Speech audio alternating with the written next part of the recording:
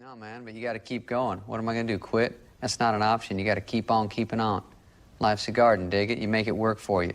You never give up, man. That's my philosophy.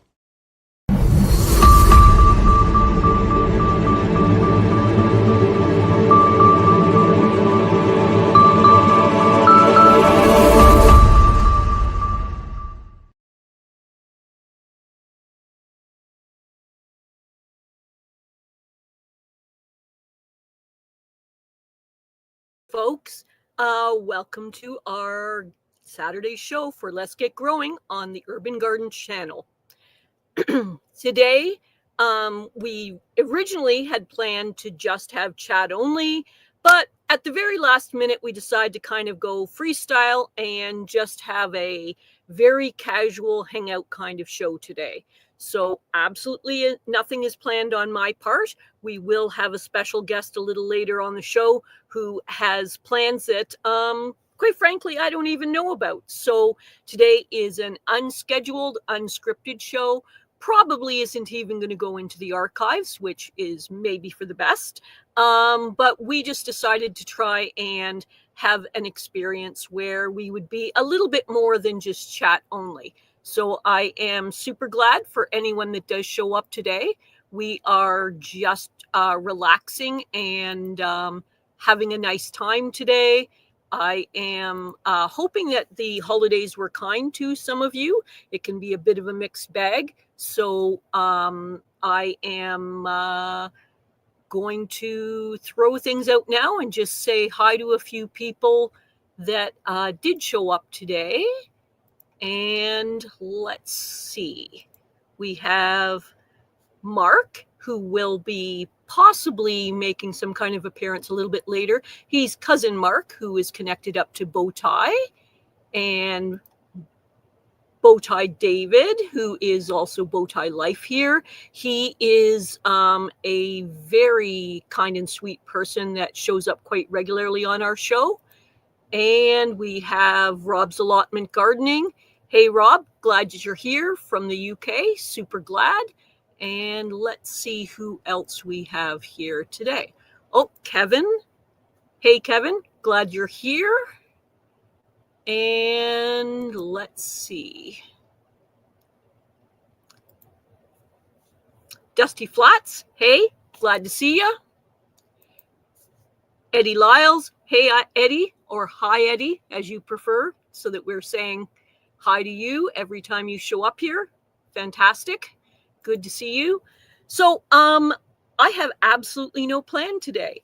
Absolutely no schedule, absolutely no material available. I was planning to just do the text-based thing, but we had a very enthusiastic member of our community decide to step up and try and do something special for all of us today. Again, keep your expectations low because this is a completely unscheduled, unplanned show, just a hangout. Perhaps a little later on, I can make the link available to some of you in case some of you would like to join us live. Here's yet another person. Hey, Craft Organics, saw you a few times the last few shows. Glad you're back again. Just to sort of begin the show a little bit, right now in Canada, we are in the depths of winter, so there is not a lot going on in terms of gardening. It is icy, frozen conditions. We actually just finished storm conditions very recently.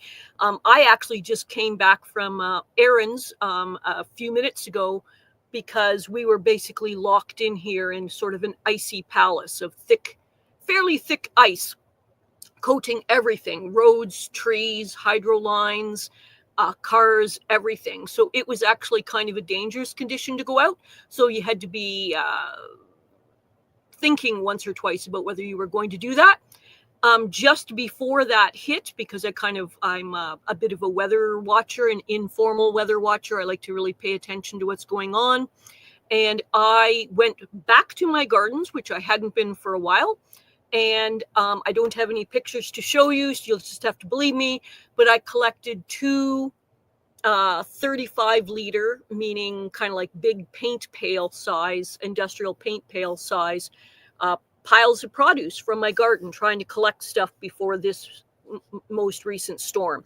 And I got cabbages and kohlrabi and Swiss chard and kale and Brussels sprouts. The Brussels sprouts were fantastic, and carrots. Now, that's probably the end for my garden for this year, but I had so much in my 2 buckets with my pail of going out to my community garden to bring back that produce that I couldn't carry the heavy buckets of stuff.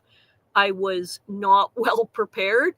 And so I actually had to relay carry, when you put a heavy bucket ahead of you and walk 25 feet and then go back and get another, carrying these 2 buckets relay style, because it was stretching out my arms too much and hurting too much for the amount of produce. So what a problem to have in Canada in the winter, of uncovered, unprepared gardens, that it was actually that much extra produce. And so I still have to sort through that produce, do some quality sorting, get things ready and prepared to go in my fridge. But hey, what a bonus for someone that isn't using cold frames or anything currently. So fantastic. The other thing I did was I store in an area out there a bunch of kind of like leftover pieces of chicken wire and hardware cloth mesh.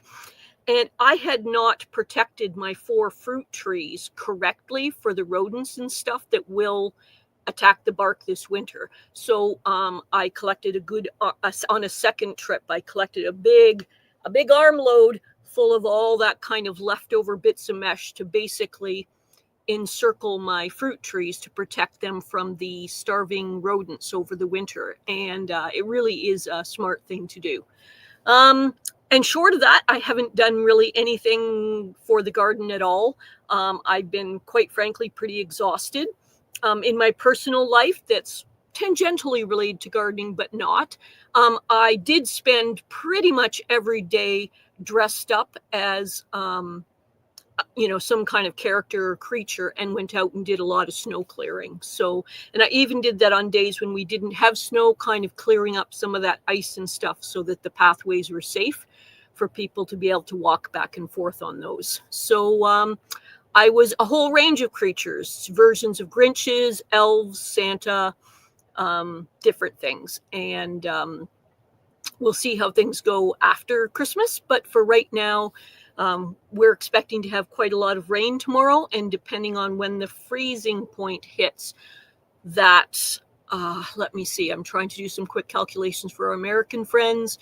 About 2 inches of rain, but the ground is getting kind of frozen, so that might not go into the saturated ground, meaning it might sit on top, and that may mean more ice when it gets to the freezing temperatures. So we'll have to see how that goes. So let's just see what some of you are saying in the chat. Here is Dusty Flats, crazy weather, maybe tomatoes across Illinois. Tornadoes, tomatoes. Gardeners, look, taking a quick look, and what am I thinking? Tornadoes, tomatoes. Okay. Crazy weather, maybe tornadoes across Illinois to Indiana. Oh, yeah, the mix of the hot and the cold, that kind of thing can happen. And here is Craft Organics. I keep my turnips in the ground in the winter. I pull them up as I need to. I love being able to go out in the garden in the winter and harvest root vegetables. Yes, it's not usually super accessible here in the what most people consider to be real winter. So as just for a point of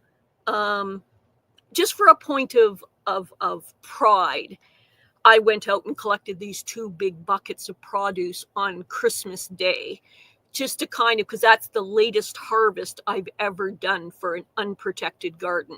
And I did it just kind of more or less to say I could, or to point out to other people that I could. And that's, that was kind of, I don't know, it's some of the quirks of being a kind of a funny gardener is that I like those kind of little extra things that wouldn't mean anything to anybody else, but does to someone else. And here's Bowtie David. And I'm just going to chat with other people just a little bit more, just to see what you have to say. And then I think it would be nice to actually see David in maybe a couple of minutes. That might be nice. So let's see. Kevin is saying, We got lucky here in DE. Not quite sure where that is. Only ice, no snow this morning. All the ice melted by 10 this morning. Not quite sure where DE is. Sorry, Canadian. So, yeah. And here is Dusty Flats. Second week of January, you usually get below zero weather. Yes, me too. I think Dusty Flats and I have very similar weather where we are. And Max Velocity said a BO cannot say the word because of YouTube. Cyclone is upon us for Sunday, Monday. Big snow and wind. Yeah, unfortunately. And here is Eddie. Finally got my garden spot burned off and mowed yesterday. Now I've got to get it covered to compost and leaves. Yeah, one of the things I did when I was at the garden, and believe me, this was not done in an organized manner. As I was harvesting the produce that I listed earlier, I took some of the bags of chopped leaves I had and threw them on top of, meaning like dispersed it on top of the soil that just got bare from the produce that I harvested. And that was it. I didn't even take a picture because it was decidedly unfancy, but at least, it was done. So there was that. Great. Okay, so let's see. Delaware, thank you for correcting me. Sorry. I mostly know some of the short forms for a lot of the states, but I am not quite as right on it as people who reside there. So, sorry. Weakness when you kind of get foreigners like me taking over the show. Here is, let's see. They say north of Wisconsin and Michigan could get 35 inches of snow in Canada. Wow. Okay. Oh, after my fruit and vegetables are done in my plot, I cover it with manure and straw and then let it overwinter, and it works out great for the clay soil. Oh, yeah. That sounds nice. I actually got, and this is previous pictures a few weeks ago, a whole bunch of leftover decorative bales of straw, but I don't know the source. So I'm a little too uncomfortable with putting it directly on my garden until I do either a couple of bioassays or wait. And quite frankly, I've been too busy to do the bioassays. What made me so busy, not gardening related, but I will mention it briefly, is every year in my village, for the volunteers and the staff who do maintenance for our village, they didn't used to get any kind of Christmas bonuses at all, and that bothered me. So I started making wreaths back when I was stronger and healthier. So there would be an assortment of greens and dogwood and birch and things like that, and pine cones and that, made to make wreaths. Mostly grapevine bases and then other stuff added, and then some decorative bows and baubles and stuff. But quite frankly, my health and my energy is enough that doing the 35 wreaths from scratch became too much. So now what I mostly do is I buy a lot of the stuff on bargains throughout the year, and then I lay it out on a table, smorgasbord style. And then the 23 to 27 staff and volunteers come along at their, when they want to, and pick out a present that most appeals to them. And I try to have a wide range of different stuff so that people can have things. And the nice thing about that is it's a way of thanking them for the service that they do for all of us. But the second thing is that it's a way of, I try to present it in a way so that nobody feels any pressure to accept a particular type of gift. And we all here live in a tiny home village, so space is a bit of a premium. So one of the things that I do is that I make it so that the vast majority of the gifts are things that are either multi-use, practical, and or disappear, so that we don't have to store more stuff. And we have another guest, the Fresh Princess. Glad you're here. Secret is out now. The Fresh Princess, Natalie, is going to be a co-host on our new Monday night shows happening in the new year. And we are super glad to see her here and that she's joined the team. Very, very happy. Okay. Getting all those presents kind of ready and laid out and set for all of the guests, for all of the employees and volunteers is it's really a hard go for me, quite frankly, but it's very satisfying to have them, feel like their work is noticed. And here is So and Tear. Hey, glad to see you. And then often what I do is the 24th is I go around and give presents to the different kind people, nice volunteers and neighbors throughout our village. So that's what I've been doing besides the snow clearing in weird little costumes and harvesting from my garden. So that has been my very busy couple of weeks. Okay, so not a lot of gardening content there, but it has been a really busy life for me. Now, one of the things that's going on today is that in the background is I had a couple of people who are affiliated with the show express the idea that, maybe we shouldn't just have a text-based hangout, but we should actually have a show of some kind. And it wasn't really getting together and getting organized, except at the very last minute. We had a regular on our show and a contributor to the show step forward and saying, "Hey, Jay, I've got a whole bunch of energy and enthusiasm. I want to do something for the show." And Bowtie David has stepped up yet again for our show. And I'm going to welcome Bowtie David to the stage. Please welcome him today. Oh my goodness, what a welcome. I am actually channeling my inner Natalie from The Fresh Princess, because she is always full of energy, and I'm trying to channel you, Natalie. All right. Oh, look at the background. That is so cool. What did you get? Oh, can you hear me okay? I hear you perfectly. Okay. Well, I do want to introduce someone. First off, I want you to notice the bow tie. Yes. Anybody familiar with my channel is familiar. This is the very bow tie that's the logo for our channel. And you'll notice, look at the hat. You are merch now. Not yet. A very good friend of mine who makes regular appearances on the show, Cousin Bowtie Mark, because this is my birthday gift from him. And I am really digging it. His first merch. Yeah, first merch. He actually has a microphone on too. Are we still all hooked up in there? Yeah, we are. Look at there. It's working. Both of you perfectly. Okay, good. Oh my gosh. Yeah, match set. How about that? Isn't that cool, Dusty? So you're saying that hat is a custom one-off. It is a custom one-off. And I'll tell you what, Mark knows me so well. I like the solid hats. I'm not crazy about the mesh on the back half. He did that. He got it in white, which white. I mean, look what I'm wearing. It's funny, real quick. I reached out to him one day and I was like, "Hey, dude, send me your logo. Don't ask." I'm in Hawaii, by the way. Send me your logo.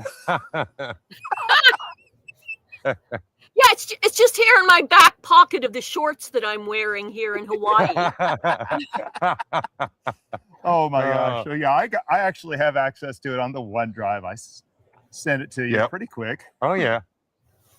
He actually said, "Don't ask questions. Just send me the logo." That's what the message said. But he still asked. I periodically do stuff like that to my partner, like for my partner, and half the time it's a delightful thing like what you're showing there, and half the time he's like, "Are you turning me into an elf or something?" Like, So coming soon, t-shirts, other hats probably. Oh, I don't know. We'll see. Well, there's some complications in developing merch and trying to sell it and stuff. It's more complicated than people think. Yes. Right. Yeah, it is. And I know we've go ahead. The easiest path is usually to have a secondary kind of like company that you farm it out to.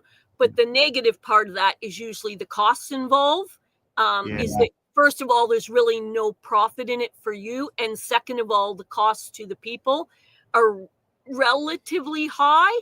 And let's put it this way, there's no straight ahead fantastic answer. It's like, this is kind of good, but that's not so good. And you have to kind of weigh your choices. And because it's a big step to actually deal with physical things, you want to make good choices that are not missteps. Yeah. Yeah. I was hoping you were going to say, "Oh, that's easy. Go ahead." Well, and now the great thing is, we have a whole slew of resources in this community that does sell merchandise. I mean, I haven't seen Shawnee yet. Is Shawnee in here? I haven't seen her yet, but not Shawnee's doing hers, and we have several people that are doing their own merch, and I'm looking forward to. Oh, there she is. I invoked her name. Johnny, let's get clear here. You weren't here till David spoke your name, and then you poof. Like a couple days after Christmas Miracle. There you go. Well, we are out in the garden right now because now some of you, Rob, by the way, Rob, is this a Rob day or a Robert day? And yes, I can see you. So you're here. But some of you don't know that we deal with ticks on a scale that most people don't deal with. And that's a pretty big for a tick. Anybody else have ticks like that? I don't understand what the joke is about that being a tick. Yeah. Well, do you know what a tick is, right? It's a bug that Yes. sucks the blood out of you. Yeah. So it's huge. No, it's funny. It's a piece of turmeric. I know. Anyway, we're out here in the garden. Tell them you're come out with custom stickers next year. Oh, okay. That is Mrs. Bowtie with cousin Bowtie Mark's wife sitting in the living room feeding me information. And she has just now volunteered to be the merchandise manager for Bowtie Life. You heard it here first. Perfect. 2 minutes in, you farmed that part out. That's right. You wait It's a long win. enough and someone shows up to take the position. An Well, applicant right away. In a previous life, unrelated to gardening, I used to follow another hobby that I was quite involved in. And for the events that I would run myself out of basically a shoestring out of my own pocket, but trying to keep it as low cost as possible because I wanted it quite accessible to anybody. At one point, I did make a bunch of merch and I hand did it myself, meaning silk screened Ooh. at home. Yeah. Wow. All that kind of stuff. And I got stuck with a lot of merchandise. So if anybody wants recumbent bike That's cool. t-shirts from 10 or 12 years ago, I am your connection. You have a closet full, right? I gave a certain amount away just so it would be in use. I truly don't remember in my last move how much of it I kept for nostalgia purposes. But let's put it this way. If you're going to develop your own merch, absolutely get at least deposits before you go ahead and make any of your stuff. Right. Because Right. people will assure you in 17 different ways that they are going to buy them. And then suddenly you have t-shirts about a specific hobby in sizes from extra small to triple extra large Yep. There you go. sitting there. There you go. And everybody's we are- gotten what they think they want. So Mm-hmm. I can see you, Jim or Richard. Robert. I can still see you. We're out in the garden, obviously, with turmeric. This has been the great turmeric harvest of 2025. This is my new tool that David the Good gave me, and I'm we visited his store the other day, last week, when we were coming back from Hawaii, and that actually does really good. Yeah, I'm getting dude. better with it. Anyway, this thing is sharp, like so sharp. You don't want to touch that edge because it'll slice a finger off. But yeah, so merch. Maybe I can sell turmeric as merch. Someone This here. thing's suitable for serial killers or gardeners. Yeah. So to the merch thing, because we're just talking about that now, but I will come back to some of the other thing people are talking about. Is Shawnee is mentioning print to order is what we do. Yep. So that's Mhm. how she does it through a Yeah. third party So it gets stuck with organization. merch. And Yeah, we'll have to talk, Shawnee. and saying Shawnee is an amazing artist. There. But my daughter-in-law is a amazing artist. She's also a pretty big Instagram influencer and has a studio and everything else. So I've got a pretty good artist. Maybe I can con her into doing some work for me. Mm-hmm. Yes. I guess the thing is, Puzzle, print nice. to order seems like the most in control way of doing it, so that you don't get too much of an investment before you know what is actually going to sell and end up with, Right. well, I don't know, 30 recumbent T-shirts that are 10 years out of date. Just Or maybe a small handful of T-shirts you can give out personally or Yeah. have available, and then the rest are to order. Yeah. Well, one of the tricky things, though, is also shipping, and especially shipping to other countries like where I am. I'm in Canada. There's duties and exchange and Oh yeah. the taxes, and there's like about 5 levels of stuff that end up in the shipping. And then part of the problem is, depending on the type of shipping that you do to Canada, some of the companies kind of like take control of the merchandise. And then they say they're going to assess what your taxes are, which frequently for small things like T-shirts or books isn't much or is zero. Zero. But Yeah. for their fees for doing it, they'll charge me $50 for Sheesh. them assessing the fact that I owe no taxes. Wow. Right. And then It's it's not held cheap. hostage till I pay that money. Right. That's crazy. Right. That is Yes. nuts. Yes. It makes me very hesitant to do cross-border Yeah. buying except through very clear channels. I don't like Absolutely. I want to support small businesses, but some of the ways that they've shipped has made very strange things happen in the shipping Yeah. process. And it's not their personal fault, but anyway, yeah. And here's, I think you know this person, Jennifer Bailey. I believe she's someone acquainted with the show. Hello, you live with someone who knows their way around Canva.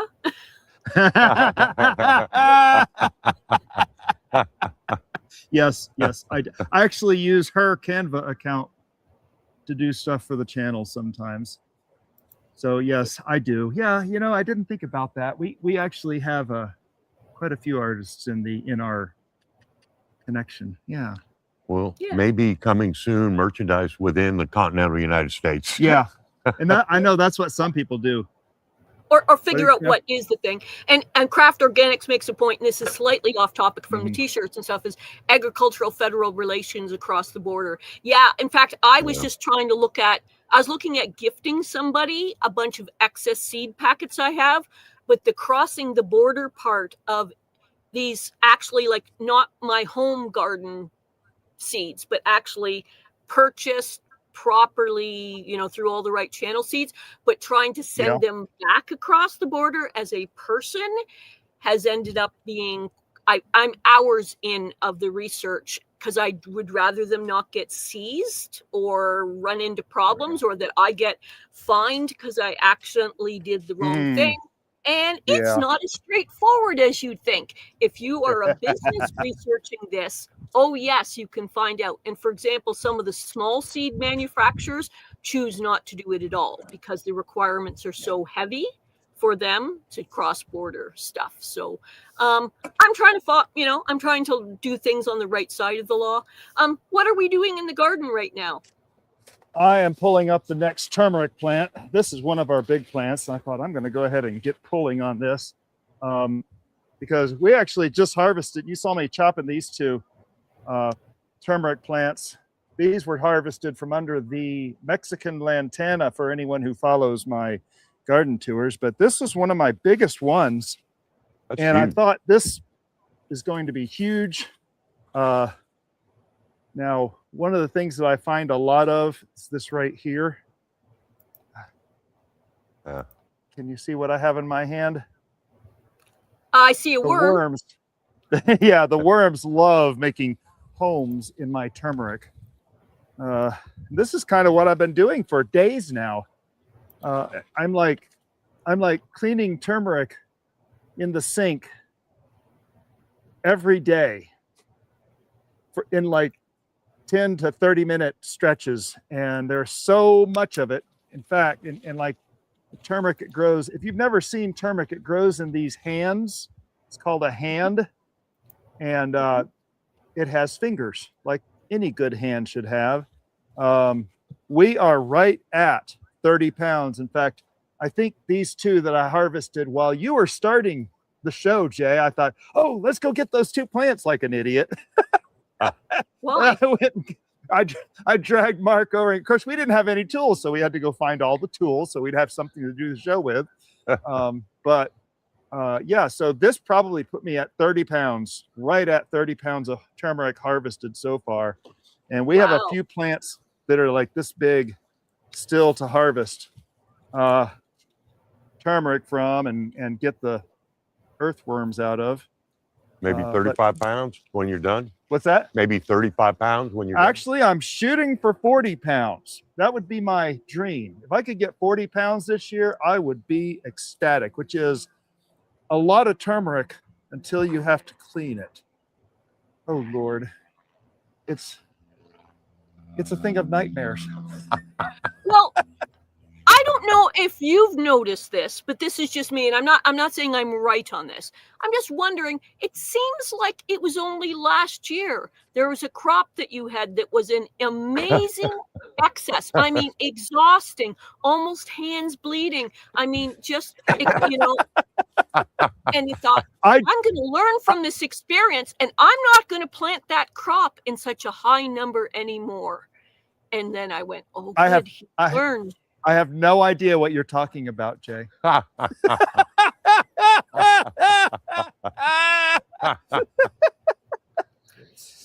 So I guess the theme might be kind of like a Where's Waldo? What's the next crop for next year that's going to be in excessive amounts so that you're having to harvest and clean and deal with it on a daily basis? Yeah, it's kind of a theme now. What's that? It's kind of a theme now. Yeah, it is kind of a theme. And I tell you what, I've been having fun doing it and exploring. And really, it's just me exploring crops. Yes, anybody who hasn't seen the Great Loofah Catastrophe, the Great Loofah Expanse of last year, go back and look at my channel and see there is a loofah playlist that actually ends with my mistakes growing loofah. I was about to jump in there because it seemed to imply there that, oh, there was a few lessons in there. No, it's an entire playlist of lessons to be learned. Yes, yeah, there's yeah, there's a lot of lessons to be learned about growing. And folks, I grew 5 loofah plants. In fact, we're right here where where the event happened. And I'm going to pan the camera over here, which doesn't work very well. You can see that trellis behind that big tree trunk. That was the trellis from whence it began. I had 5 plants planted on that trellis. They started by climbing this fence. This chain link fence, and this 17-foot tall tree trunk. Now, this tree, it's really quite humorous. A lot of people have had fun mocking me for this event. It's really quite humorous, though, because this tree trunk we had actually taken down the beginning. It doesn't seem to learn. This is the kind of support I get. Yes, Mrs. Bowtie, you get a check mark today. Thank you. He is correct, I believe.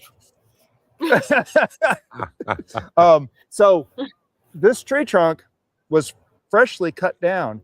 It was so fresh, and it's a water oak. Now, folks, if you're watching my garden tours, remember water oak, because we're having a theme on our garden tours, which the first of the 3 garden tours for this month is actually rendering right now. It'll be out soon. It's a water oak. Now, this water oak was 11 feet around at the base. Huge, huge tree. At 17 foot up, it was still 32 inches across 2 times. It forked at 17 feet, and each branch was 32 inches across. Now, this tree, of course, we chopped all the tops off of it because it was dying, it was diseased, had a lightning strike 15 years ago. And so it was starting to shoot out branches. And you see things off to the right there, that's actually branches that it was shooting off. There's another cluster in the back. I had to go up every few months and cut off those. The loofah grew over this tree and killed it. The loofah killed it. My backyard neighbor over here, you can see his playground. That was all loofah. It was all loofah over there, all the way up to the monkey bars. And their son would come out once a week very dutifully and cut the grass and then mow back the loofah so he could still have a playground. You should see Toughen way up over those there. kids. You can see all the way down there. That's about 40 feet that direction and about 60 feet to the white fence in that direction. The loofah had gone almost the full length of that.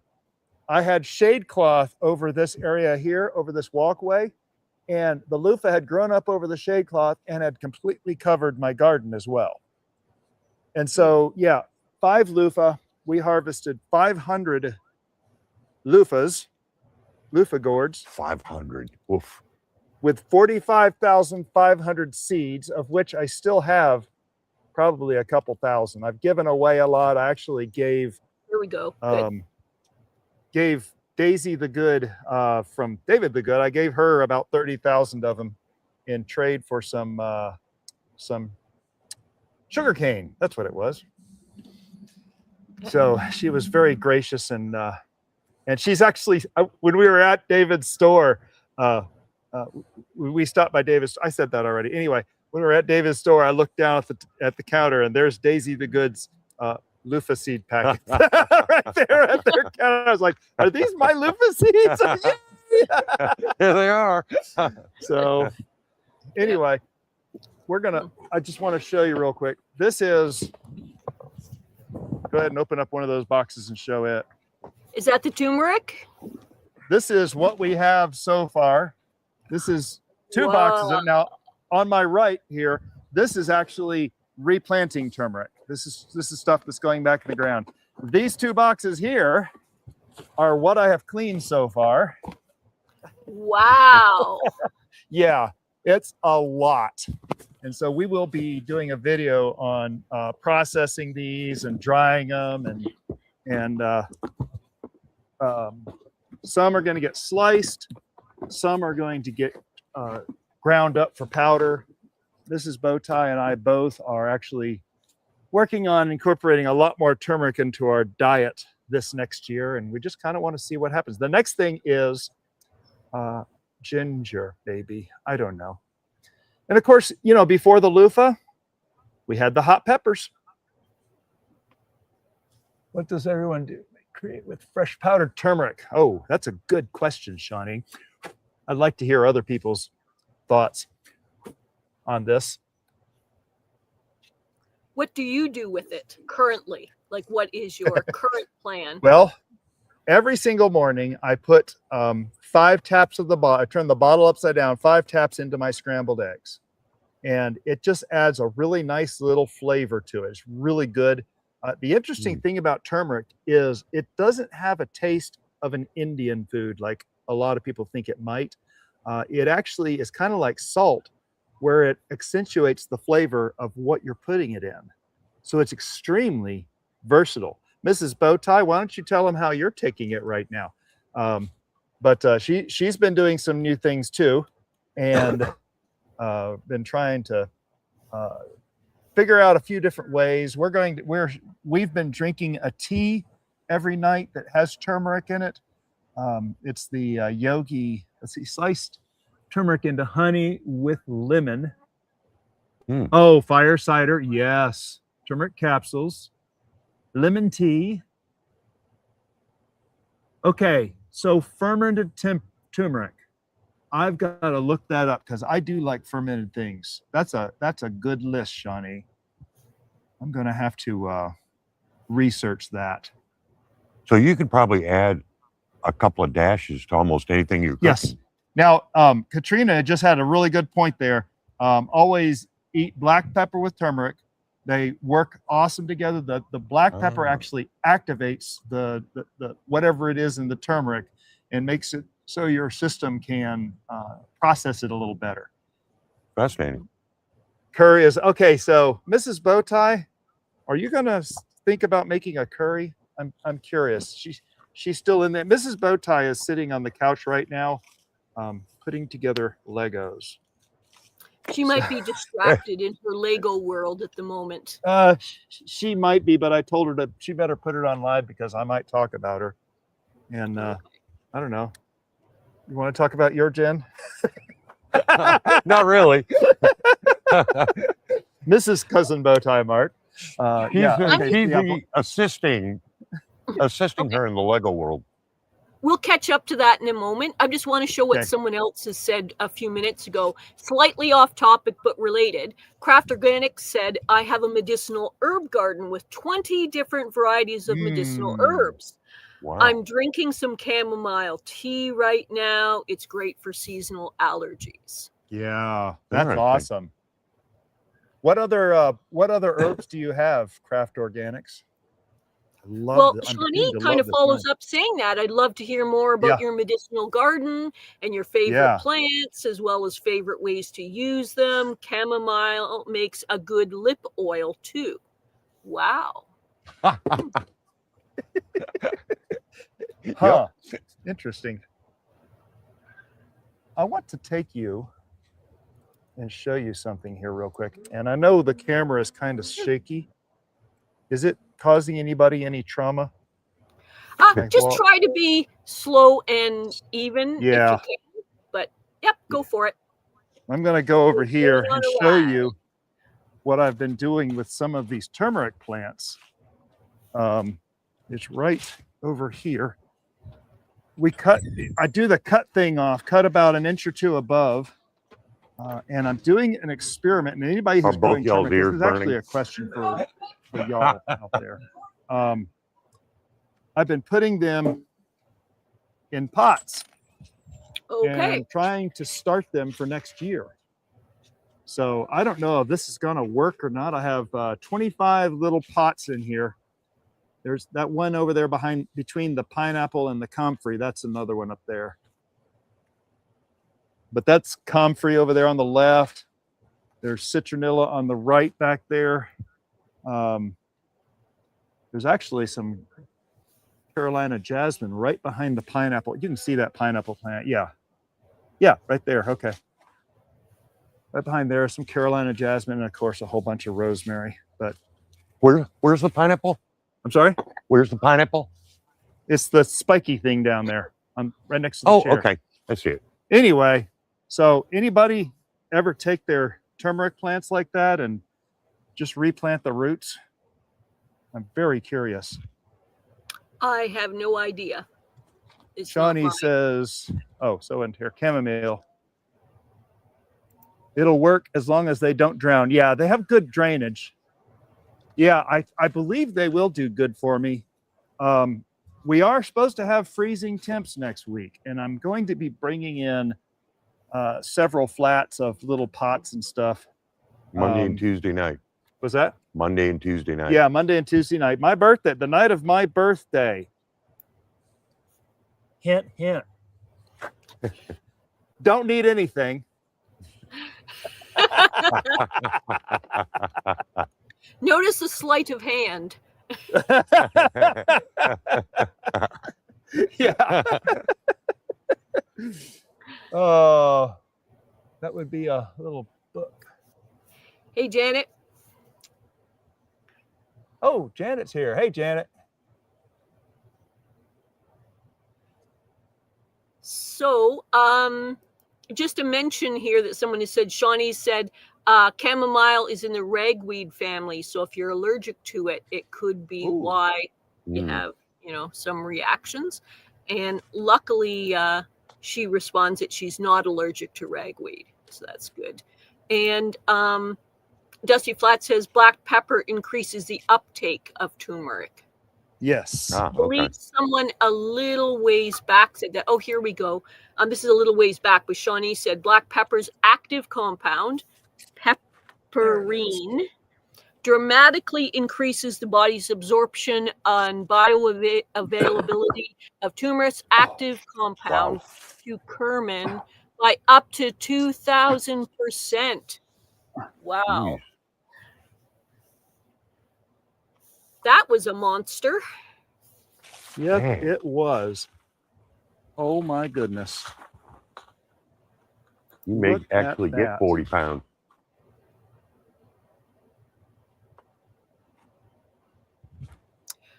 Could you go in and get my big tripod for the camera? I think it's Tripod? over Sure. just the living room side of the kitchen. So Jennifer is saying, because I think she was distracted with her Lego experience, I have missed something.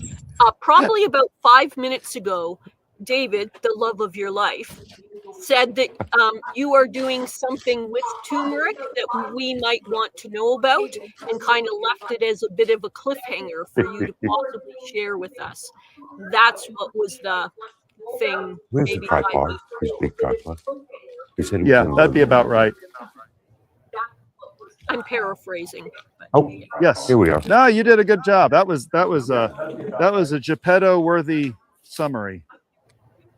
Oh, yeah. You did a good job. That was the Geppetto worthy summary. Yeah, this is one of my largest plants. Now, if anybody saw the last Coast to Coast update or Emmanuel's top plants, so far, the plant that I pulled out in Emmanuel's collaboration between me and 3 others, as far as our best plant of the year, that was the largest one I've had so far, and it was a little bit bigger than this. It was impressive. So yeah, that was some good stuff. So while I'm running the show, it's a little hard for me to search out those kind of links for people. Yeah. I will try to do that after the show and provide them in the comments. But for those of you that do want to look that up, that would be The Ultimate Gardener. Yes, Okay. thank you. And Ultimate Gardener. yep, and he did a collaboration show, and so it would probably be either his most recent one or the one before that. That would be that one. Second most recent. Okay. My goodness, I can't believe you're onto that. So here's Jennifer saying, we are doing a peach detox tea with turmeric and ginger. Oh. And it's really good. It's actually the Yogi brand peach detox tea, and I am wanting to figure out how to make our own from the garden. We have 2 peach trees now. Yeah. Okay. So yeah.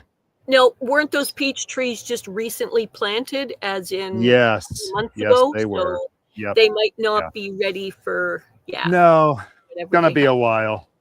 Yes. Well, actually, to be honest with you guys, one of the reasons that I was kind of like a little bit late in coming in here and stuff was I was out shopping because we had a bit of a storm and had not been able to get out for a few days, which is perfectly fine. And I am late on many things in my garden, and one of them I had purchased some orchard trees this year. I purchased 2 apples and a peach, and I had not yet protected the trunks. And in our area, because of the severe winters, the animals get hungry and they will gnaw at the bark.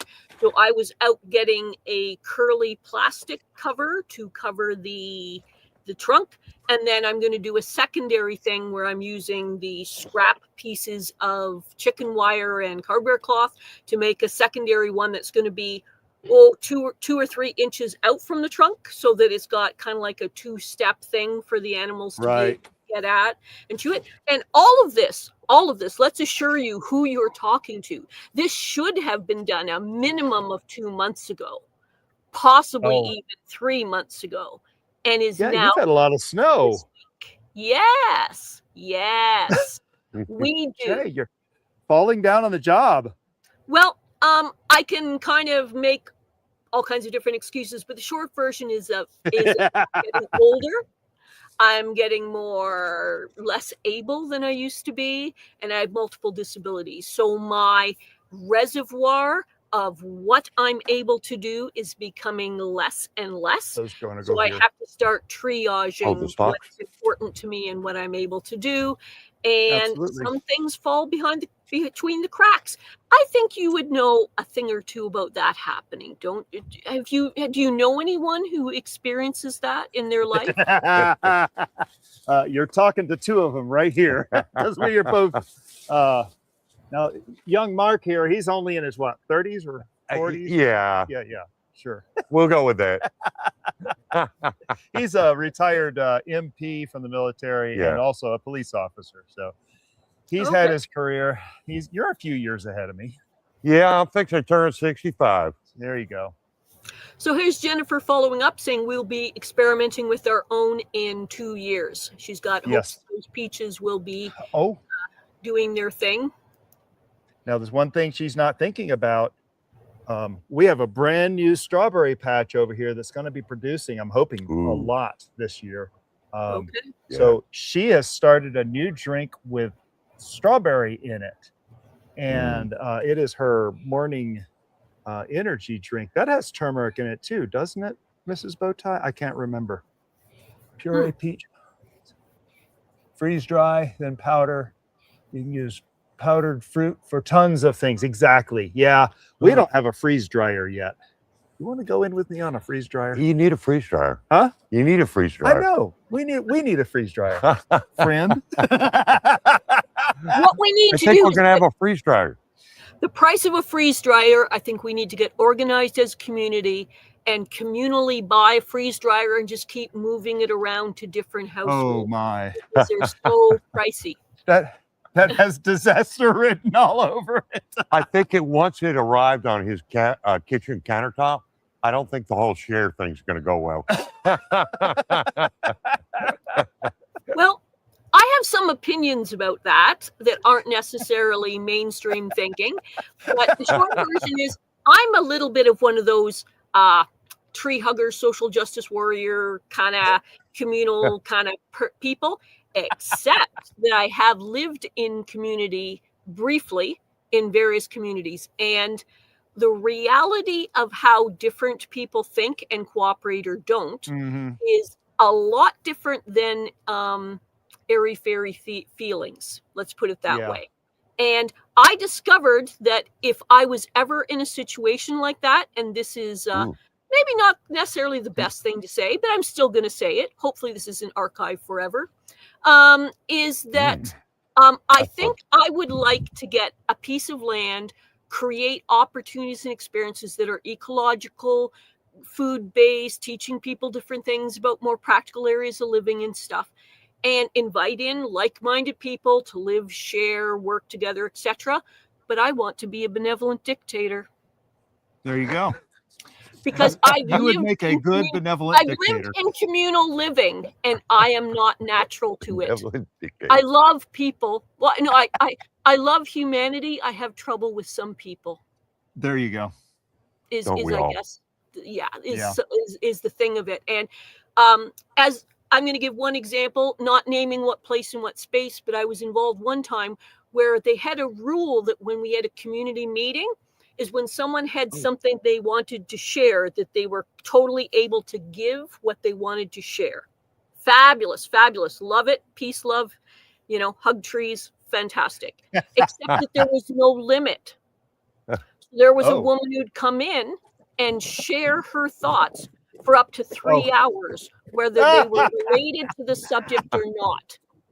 And you weren't allowed to do things like play dead like a dog or feign unconsciousness or a medical emergency. You were supposed to be attentive and into what was going on. And I had troubles with that. I had troubles because I am a fact-based person. And I like meetings that have a purpose. And I don't mind hangouts that are just kind of a hangout. But if it's a meeting to get things done, let's kind of mostly stick to an agenda and stray off a little. and then bring it on back. Let's get back to the trail. Let's get back to the trail. Beautiful off the trail. That was real nice. Let's get back to the trail and let's deal with money, time, focus, skills, whatever needs to get done to get stuff done. So Right. meetings to nowhere of just random when it's supposed to be a functional meeting, I don't do well with. This is a weakness in my character. Yeah. So I agree with you 100%. When I'm in my working day world, a lot of companies just love meetings for no purpose. Oh, Yeah. yeah. Yeah. So- How about we just get the work done, get things done, rather than just talk about it on meeting? Well, one of the things I used to do was when I ran meetings that were related to gardening, not this particular group, or cycling, which was another of my background things, I had some meetings that were indoor regular meetings, but rather casual, but to the point, and other ones where we actually went out and did stuff while we had the meeting, meaning functionally get actual things done and talk about budget and process and permissions and posters and whatever else needed to get discussed. But we were doing stuff at the same time, which was highly controversial, very unusual. But I could not stand meeting number 10 in which nothing actually got done. I just Yeah. anymore. Yeah. Yeah. So back to the dehydrators. Harvest Right is only $250 down, and you pay what you want whenever you want until it's paid off and they deliver it. What? Oh, So that's layaway. Yes. $250. Yeah, they've always done that. Okay. Yeah, it's a significant investment to get involved, Yeah, something like that. it's like One of my $3,000. slight regrets, because I had to make a lot of hasty Need a laptop. choices to move to my current locations, was that I had a very nice dehydrator, and I regret that that was one of my choices to not Follow me. have anymore. And I'm on the edge looking at after all the Christmas sales, after Christmas sales and stuff. There's a dehydrator kind of singing my song right now going, I want to come live with you. And I'm going, Mhm. I gotta think about it. Tiny space living, Yeah. It's a big investment and it's a lot of space. Go ahead and put it right there on that wall. We Yeah, are and so changing positions. She points out if you do it in small bites, it's doable. The thing is, because of where I am, I'm in a tiny home. So every space that you occupy with something else means you either Right. don't have open space or that you have to give something else up. So Exactly. It's always a trade. it's a continual lesson of, and there isn't anything wrong with living tiny if you can adapt and that's your lifestyle. And I'm not trying to talk anybody into it, but I'm saying it's a relatively low cost, form of living, can be. But there's space limitations, and you have to keep in mind that every time you take on a new hobby or interest or whatever, does it mean less free space? Does it mean less storage? Does it mean something else has to go away? And but I am hoping to do that way, live that way for the rest of my life. So I have to think of those compromises. So she says, I have a Nesco dehydrator. You can stack it to the ceiling if you want. Yes. I had a very nice one. I truly don't know what brand or whatever. I've had two different dehydrators. Your cheap and cheerful, kind of like basic one you find at local stores, and a very nice one. And I would rather wait and do one that's quite a nice one than go cheap and cheerful again. It's just a big difference. And We have a crap set organic. tree. We all We have want a a set- raised dryer, 2 to 4K though. Yeah. And even more for you in Canada. And as Muddy Puddles around going to England, Yes. it'd be a lot more even still.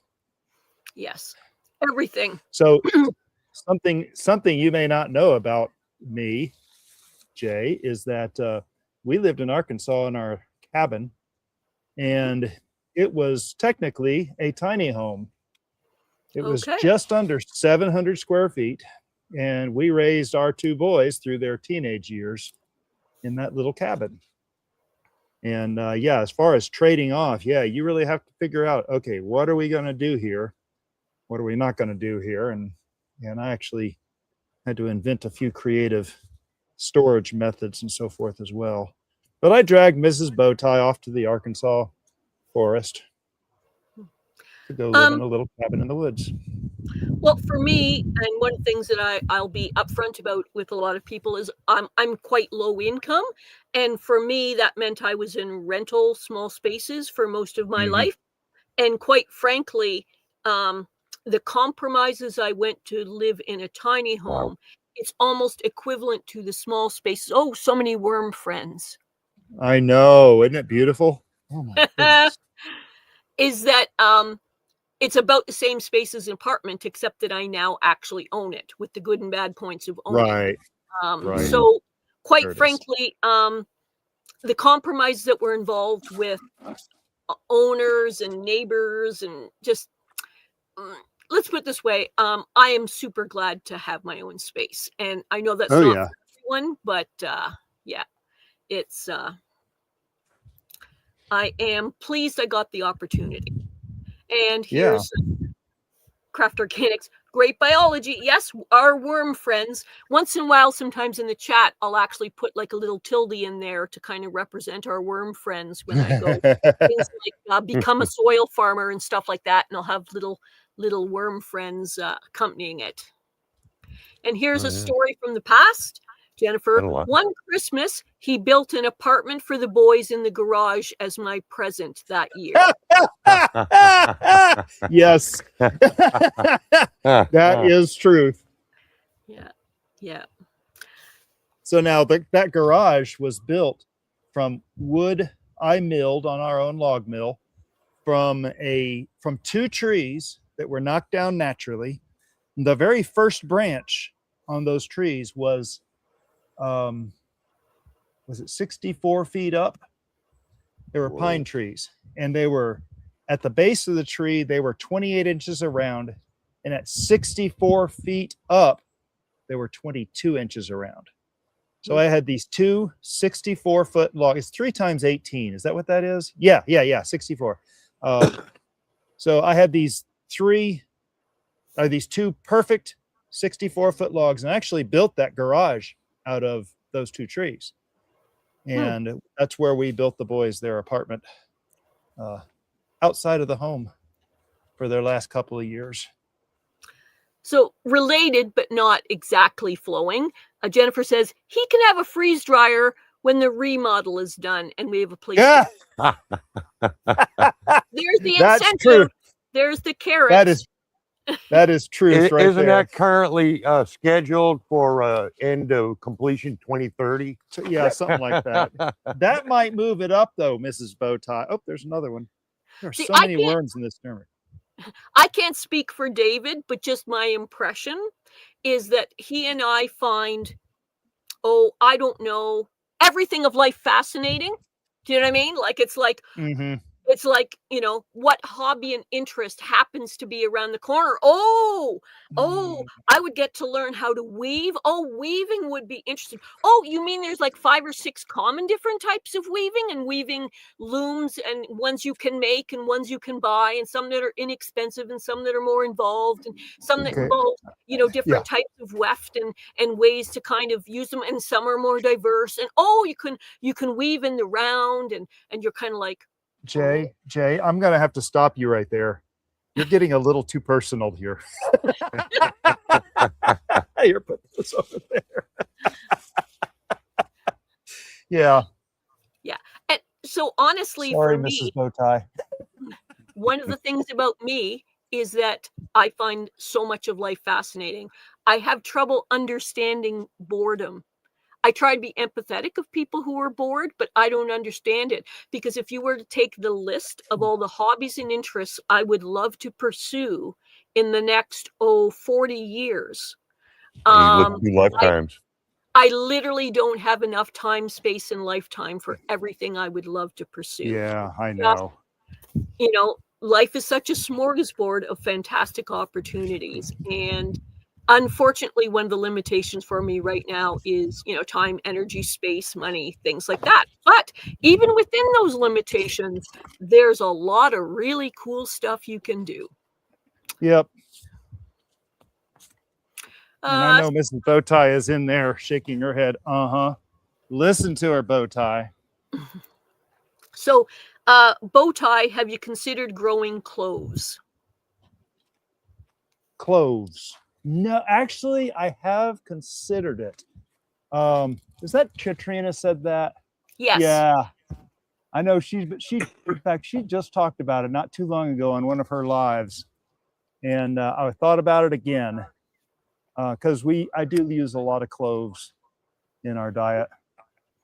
Well, put that on the to-do list under number 403. Okay. More worms. Yeah, 407, I think it is. Okay. So this is slightly off topic, but related since we mentioned lives, is that okay, it's Jim, but who that is, because he seems to have some trouble with being visible, is Rob's Allotment Gardening in the UK. He said that Muddy Puddles Farm, who is Joe, is having her first live on Monday night at 7 p.m. UK time. So I'm not quite sure what time that would be our time, but in my 1 p.m. please confirm, is I thought it would be 2 p.m. Eastern, 2 Eastern, 1 Central, and go to it. I really love. She is actually entering into a 1-year challenge to live completely off her property now. And I don't mean to steal away your thunder here, Jay, because I know you know all about it too.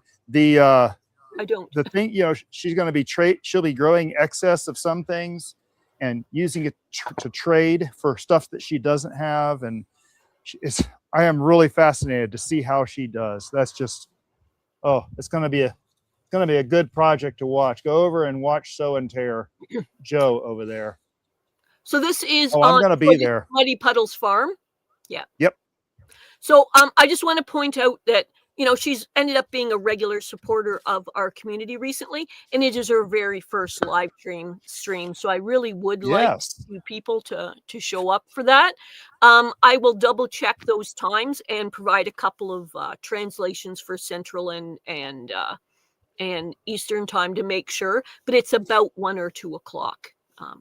I am going to go find that, and I will share it on my channel as well, and on my Facebook, and in Bowtie Bunch, etc. That's awesome. I knew she was going to do it. I didn't know it was coming up this soon. That is the night of my birthday. Hint, hint. Just like a dog with a bone, aren't I? And Sow and Tear is pointing out that hers are Monday at 6 p.m. Pacific. Yes. For live streams. And I'm sorry I'm not necessarily in everybody's live streams. I facilitate a number of channels, and I'm also just like a member of the, a member of the audience in a few others. But it's I will try to support as many lives as I can. So how do you think Enoch is dealing with us doing this show today? Has he been in? We're not in communication about it, but I did hint, left the keys to the store with me, that things might happen while he's gone. So the minimum commitment I made is that things would be functional, and that the chat area would be running, and that probably most of the time I would be there interacting with people. And I hinted towards the possibility that other things might happen. And he's trusting me enough now that he's kind of letting it go. He's just going, yeah, okay, yeah. But we haven't been in communication lately. He's got a lot of outside life stuff that's very and distracting to him right now. Yep. So he's trying to give this channel what he can as he can. But outside life is demanding his attention a whole lot. So what I've been trying to do is not complicate things for him. So, yeah. And so here we go with Jennifer going, Jay hijacked the show. I loved it. Yep. Yeah. There you go. That's exactly what happened. We've More or been less. talking about that. See, what actually happened, for those of you that may be stepping in a little bit late, is that the show, Enoch is on vacation. He's away from the show for the next 3 weeks. So that's approximately 6 shows in which he's going to be, having some, relaxing time, some taking care of other stuff in his lifetime, and getting prepared towards the new year to try and make those shows as excellent as he can when he gets restarted. But the catch is that maybe about 2 months ago is he let me have kind of like the back keys to the function for the show, on trust that I am a good person.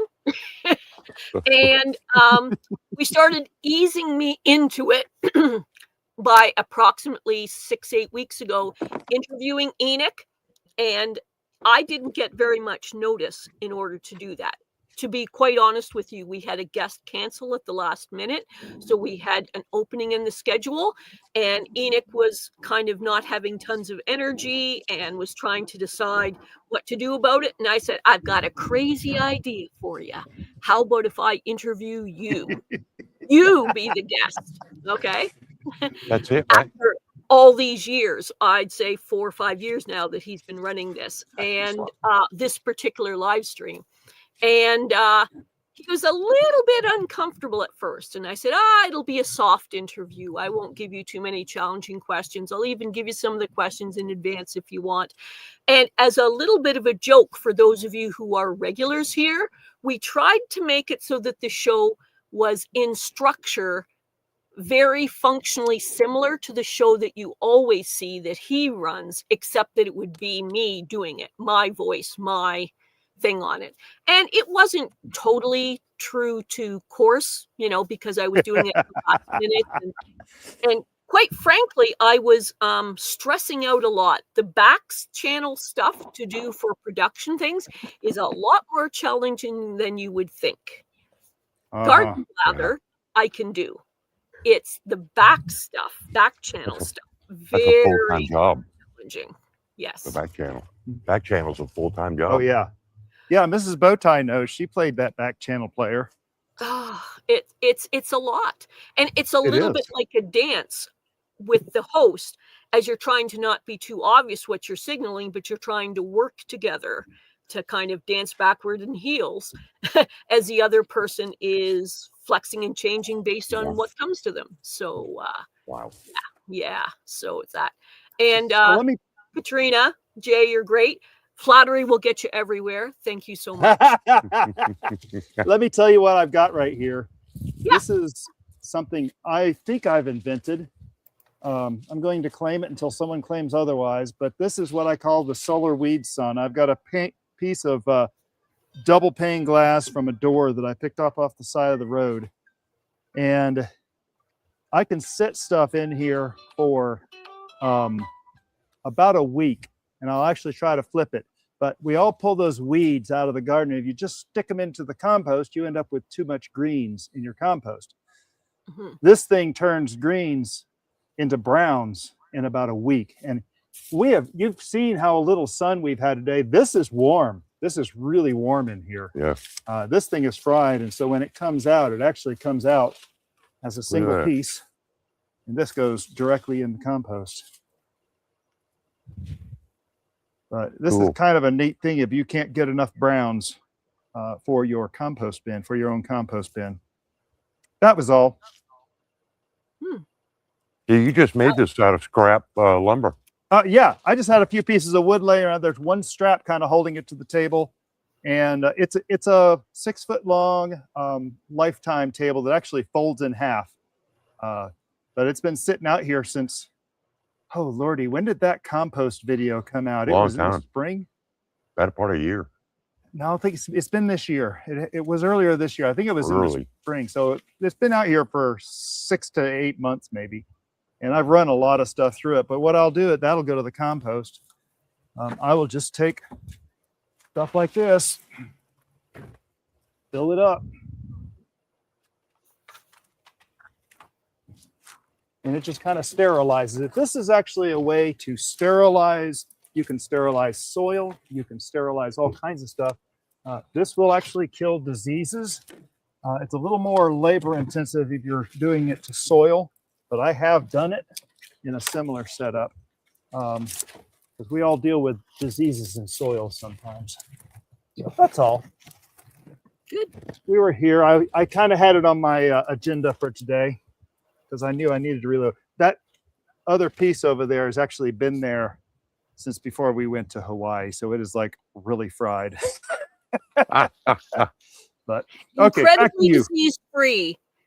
Yes, yes. So yeah, the sun, the UV rays of the sun is a massively sterilizing agent. You know, any of you who work in the medical industry knows you sterilize things under UV light, and that's what this is. Except this is a lot brighter than those UV ovens that you stick your things in for sterilizing. So, Craft Organic says magnification composter. And So and Tear says bow tie close up of that, please. She's trying to see what it actually is. So I guess she's asking for the camera to come closer. Or you could lift that device and move it closer to the camera. Oh yes, sure. Let's go with that. Yeah. You smart aleck. So yeah. It is just, this is a 2x6 on here. This is a 4x6 on the end, just so it lends it more stability. But a couple of 2x6s, and you can see this is just a standard 2-pane glass like you have on those exterior doors. And I don't know why there's probably, I don't know, it might have been fogged, but it's heavy. I would like to arrange a door for it, but should also probably put a second strap on here as well, because one strap just really isn't, it's barely enough to hold it together. Let me say it like that. And I didn't cut a single piece of this. I literally just found scrap pieces laying around. The holes are good. This thing, I have seen this thing steam, especially out this hole right here. There's a equivalent hole on the other side, and I've actually seen steam coming out of here. I've measured over 160 degrees Fahrenheit. I'm not sure what that is Celsius, but it's plenty enough to bake seeds. Now, right now, something I didn't, oh man. Hold so this she's still for a asking second. what's on the bottom, screened or solid? Oh, it's solid. It's actually, these are two contractor bags. I just had some contractor bags sitting around, and I use that for the bottom. It's really to protect my work table. We actually use these work tables for company sometimes to eat on. So Mrs. Bowtie is probably saying, oh, so that's where that table disappeared to. I do want to show you what I just stuck in here. Oh, doggone it. I hope I didn't bury it. Well, I just stuck it in here, and I'm not seeing it now. I just stuck in here the base of an elephant ear, the big root. And I want to see if it will kill elephant ear root. It's about the size of a baseball, big, massive thing. And it's sitting, I don't know where it went to, but I've not done that before. And I'm going to be trying to kill off all my elephant ears this year. So I want to see if we can stick them in here and dry them out and get them ready for compost. If you had winter, it would be a cold frame. Yes. And yeah, this does work here in the South extremely well. It would work anywhere you get sun, even in the summer. But I tell you what, even when it gets cold here, even when it gets down close to freezing, this thing still stays in excess of 100 degrees Fahrenheit. So it does pretty good. I've bookmarked but not utilized yet a bunch of pages where they made passive solar collectors using that general principle. And the idea is that essentially you create kind of a trace, and there's different ways of doing it, but basically a series of raceway, you might say, throughout it, so that the heat keeps gaining and gaining and gaining, and then you provide essentially portholes through it to go Right. in whatever you're trying to heat, whether it's a shed or a house or whatever like that. And the idea is that you orient that vertically towards the sun, get the solar gain, flat black at the back, and this raceway, which could be made from a number of different things. The ones I've seen are pop can collectors, where they basically knock out the ends of the pop cans and fit them together and put them as flat black. And it's a way to essentially do heat. I've been involved in such projects. I don't currently have anything like that here, but I've been involved in passive solar, active solar, wind, thermal mass, earth buildings, all that kind of stuff. And again, another one of my hobbies much earlier in my life.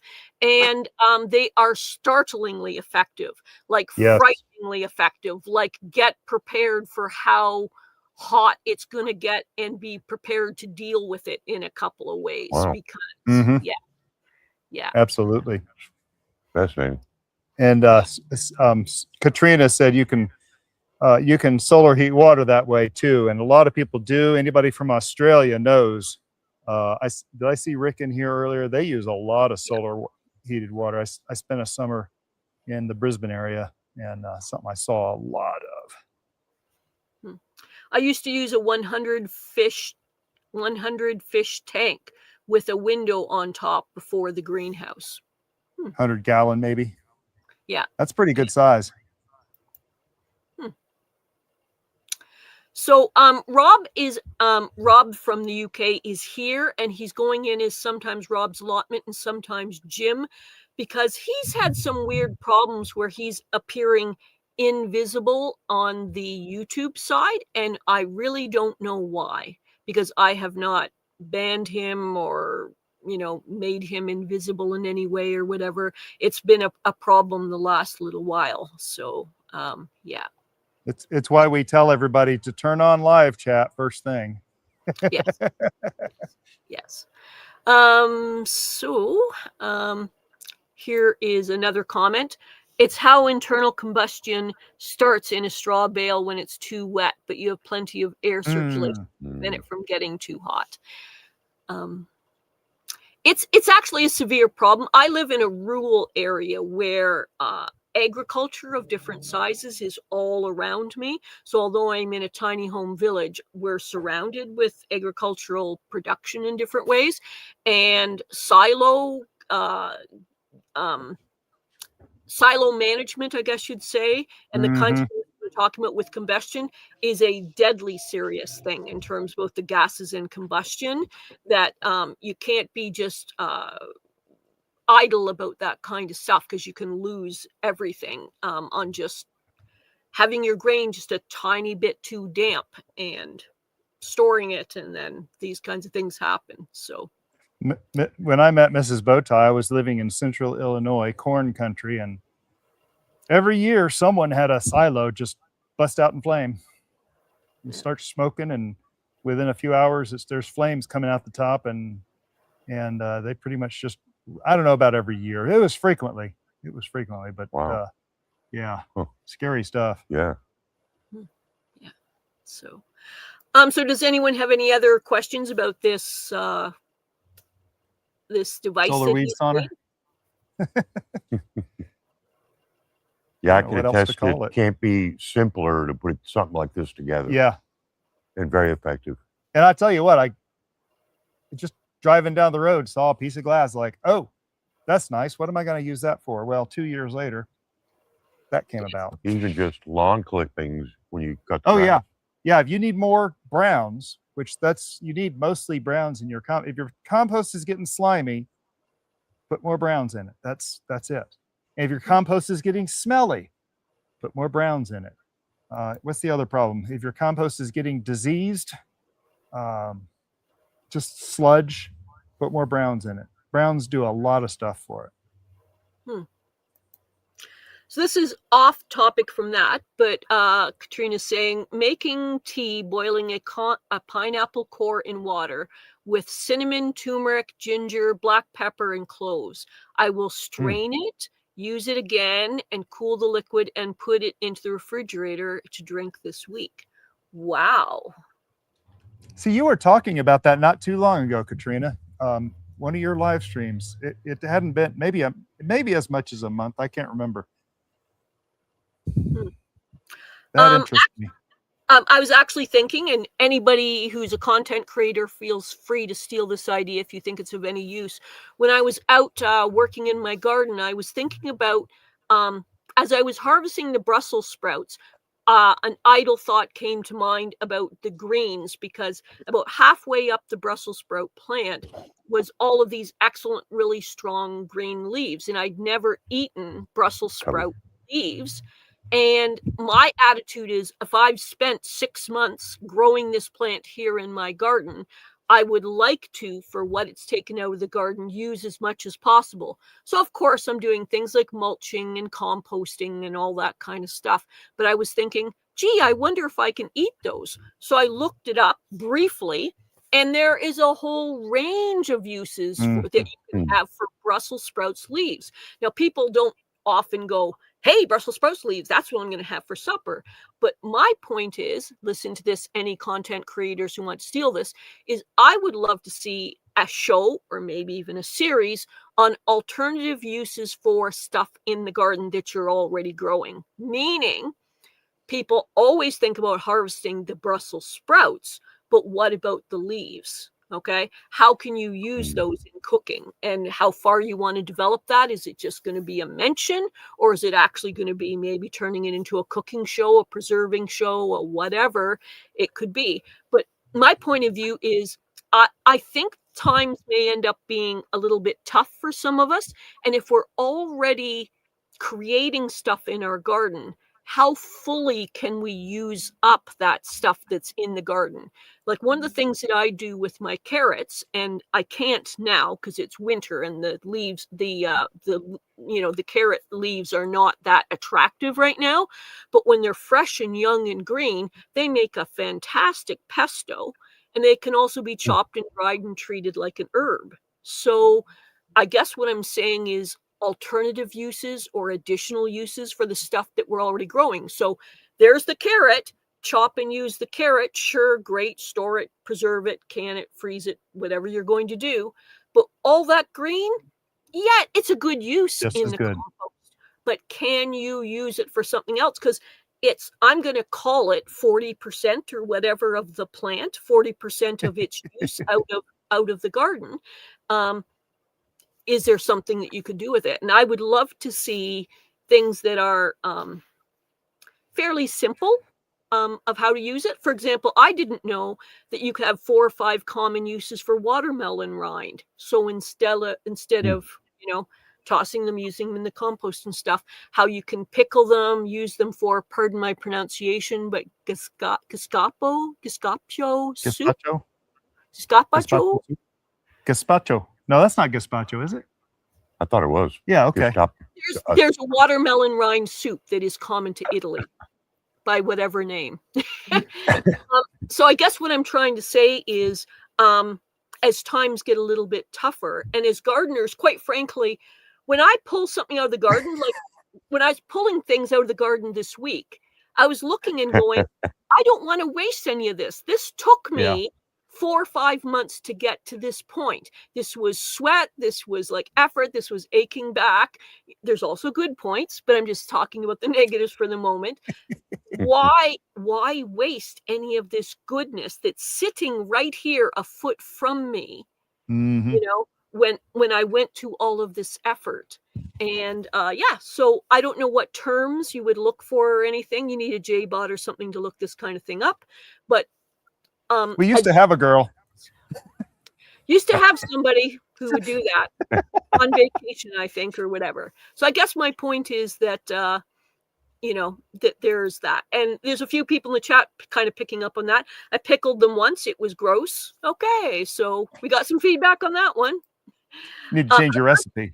They have to be very firm, is what I've heard. You can't have the mushy part. You have to have very firm parts to Before pickle. you go on, let me expand on your Brussels sprout thing, because I discovered and I grew Brussels sprouts here. I didn't get a single sprout off of them, but I just left them in the garden. And eventually they go into the next phase, which is these big heads on top of the Brussels sprouts, which I was waiting to grow because I wanted to ferment them into a sauerkraut.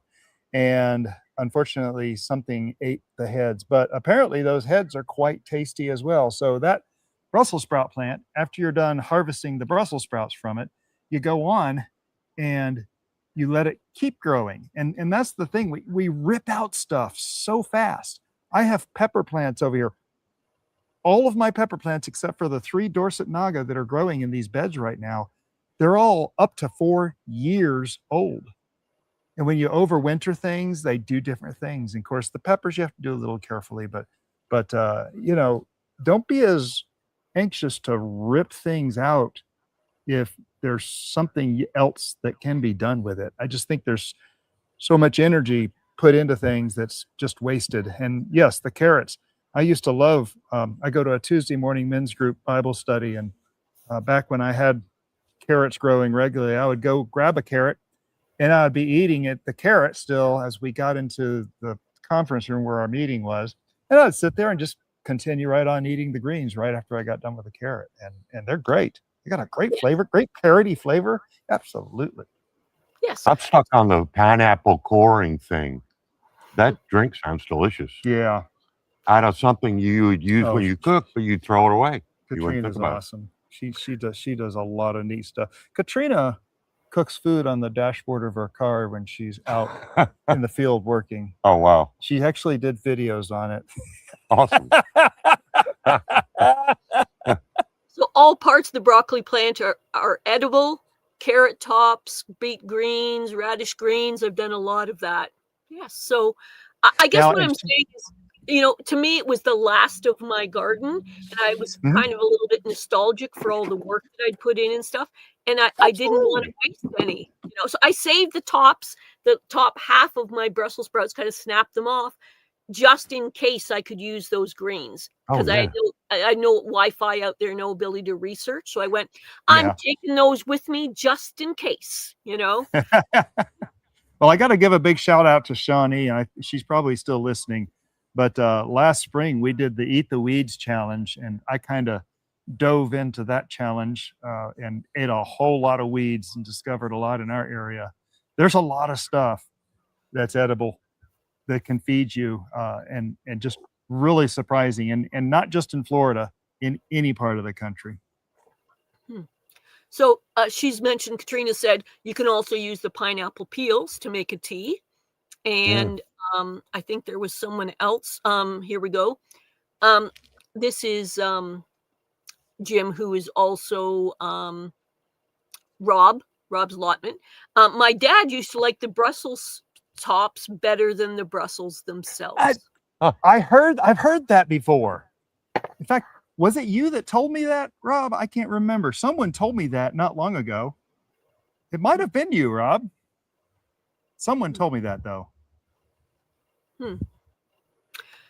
Yeah, so it's been, to my mind, you know, kind of in the background for a little while. I guess one of the things about gardening is when you spend so much time growing and taking care of things, you really want to see it in good use. Like the idea of waste is like, to me, it's almost like a little bit emotionally painful to think of waste. It's like, I want somebody to enjoy this while it's still fresh or enjoyable, or you know, like we've been talking about, dehydrate, you know, pressure can, like whatever we're going to use to try and have these things used. But like I said, it's kind of like the last of my garden, and I went, what all of this can I use, you know,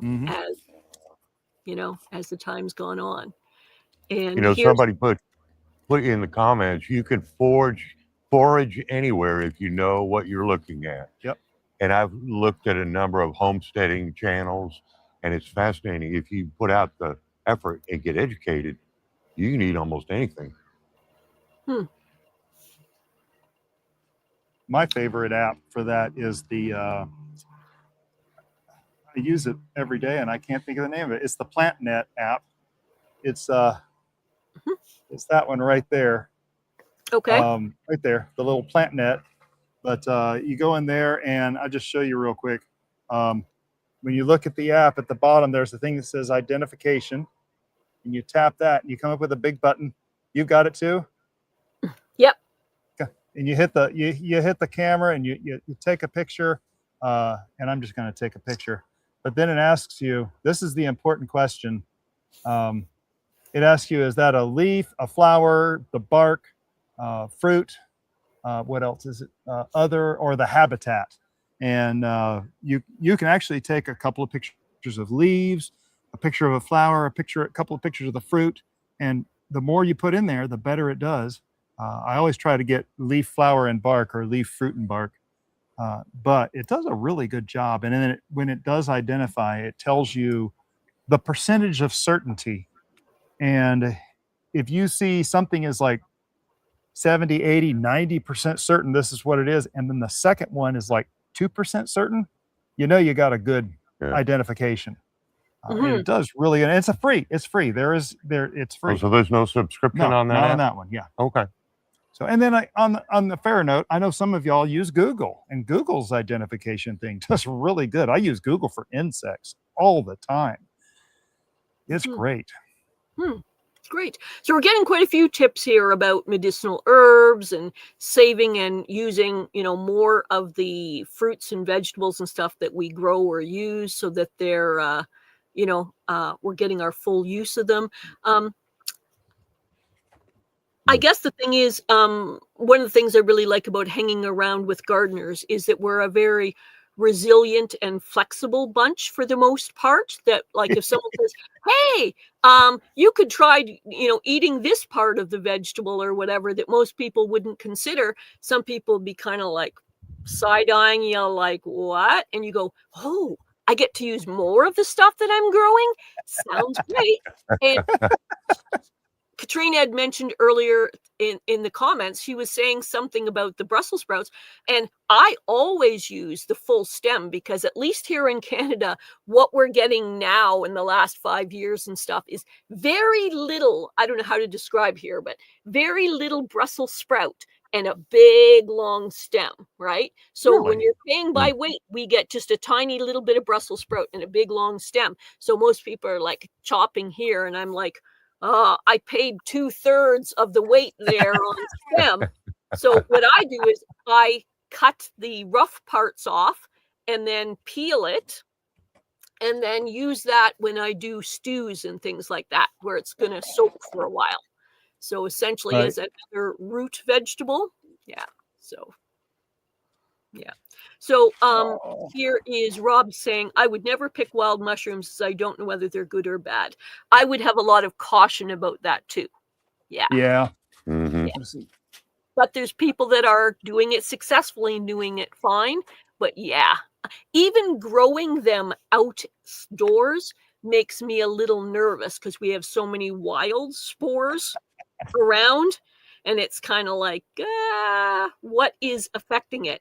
Now, I don't mind growing a mushroom kit indoors, but outside it kind of makes me a little cautious. Yes. I would agree. Yeah. So, let me mention, speaking of spores, let me tell you what I collected today. I collected spores of my Asiatic fern, stuck them in an envelope. They have to stay in there in the side in the dry for a while. And I'm going to try to germinate Asiatic fern spores. I've never done that before. So wow, that was just something that, sorry, squirrel. So Karina's saying, please be extremely careful about the ID apps. Make sure they're regionally appropriate and they're known for identifying native plants, and always have a secondary ID source. I don't allow it to be eaten until I'm at 4 deep in identification. I'm sorry. Okay, so yeah, and good sources, because I don't know. It just, yeah. That's actually a really good point. Because on the PlantNet app, I used it in Hawaii, and the first time I booted it up in Hawaii, it knows we're in Hawaii, and it comes up with a message, says this, your location has changed. Do you want to change your identification database to the Pacific area? And it actually Oh, will change. I did that in England, and it actually knew we were in England, and in Huh. fact, Southern England. It was very specific about Southern England. And then we come back Wow. here, and it actually knows where you are. And that's a very good point. I'm glad you mentioned that, Katrina. The PlantNet app, let it know your location because it helps you with that. So it's very good with that. so here's another comment. Most things are great in its natural forms for the right intentions until the farmer gets hold of it and synthesizes it. Good point. Opinions. Yeah. Yep. Back to the broccoli stalks. You can slice them and no one knows because of the shape. Yeah. Well, I live alone. I fool myself, I guess. I don't know. And she's echoing what you were saying, sources written by different people. And that's part of the challenges I have when I'm performing functions of being the J-Bot here on this channel and some others, is I'm trying in just kind of like seconds to very quickly, while triaging 4 or 5 things, trying to look for a source of good information that is reliable source. And sometimes I have to go 2 or 3 or sometimes even 4 deep till I feel like I've got a handle on the right information and to get it out to people. But in the meantime, a lot of other things are flowing and happening on the channel. So it's a little bit of a triage all the time. But I feel part of the reason I do what the J-Bot does is because I feel like the chat area had so much potential. And David mentioned this maybe about a week ago, anyway, a few days ago, about the potential of what chat areas for lives on garden channels could be. And I felt years ago that they were an underutilized resource. I felt like more was possible, and I wanted to try some of the natural intentions, attributes, focuses that I had to try to make the chat area a little more lively. I wanted it so that it was, first of all, community, so that people would be recognized as much as we can within the parameters of the medium, known, okay, and want to be a regular part of our community. So that part of community building, and then possibly further parts like what's just happened today where Dave stepped forward. I'll touch on that a little bit later, but Dave stepped forward in numerous ways for this channel, including today. Part of community building, fantastic. And then for me, because I'm more education based, I like making information available to people so that if they want to do a deeper dive on a subject, they can do it. But I really feel fairly strongly about trying to not accidentally misleading people, that be reliable sources of information that are accurate where possible, in the time frame that I have and the attention that I have. So I'm trying to do that so that, let's say, even 5% of an audience in a busy chat want to know more about a subject.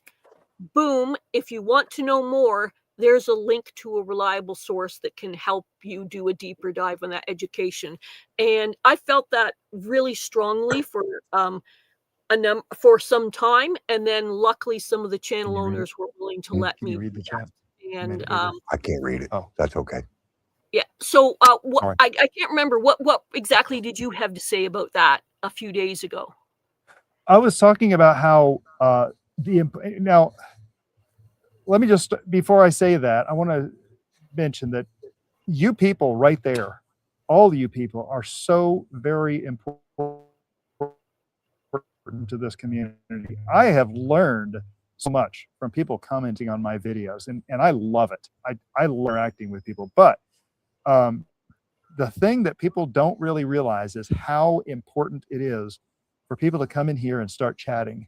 And when you go to Gardener Scott's, well, let's just go to my channel. When we go into my channel, we have 5 people in there talking, and it stays kind of low. We might get a dozen and a half people chatting in there with maybe 50 or 60 views in the course of an hour. You go over to Gardener Scott, even without his subscribers, even without his popularity, you go in there and you get 100 people talking right away in his chat. He's going to have, what is it, 1,200 people in there before an hour is up?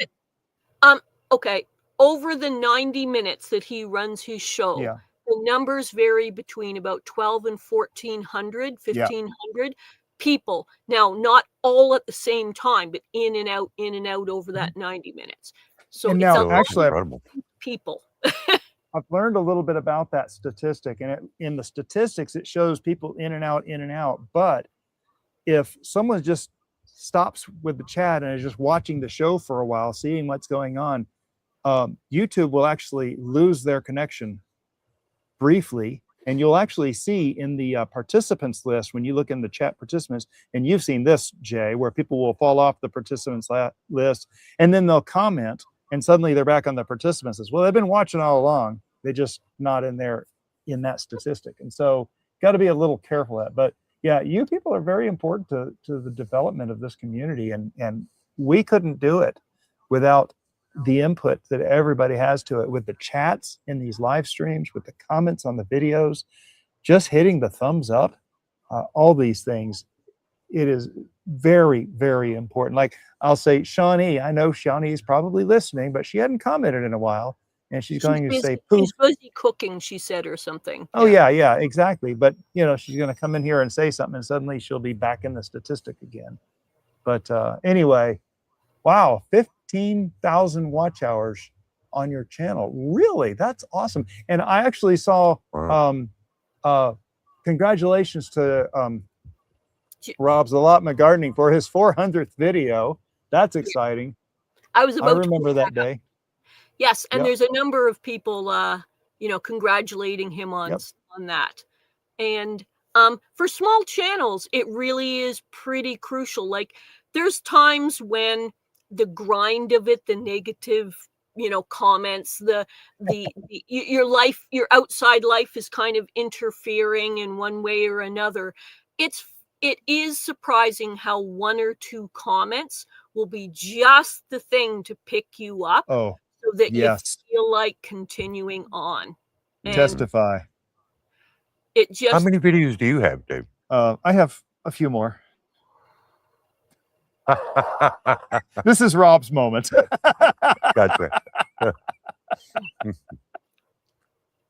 so here's people, I'm just noting some of the people that mentioned that. And here's Katrina saying, I just hit over 15,000 watch hours on my channel a couple of days ago.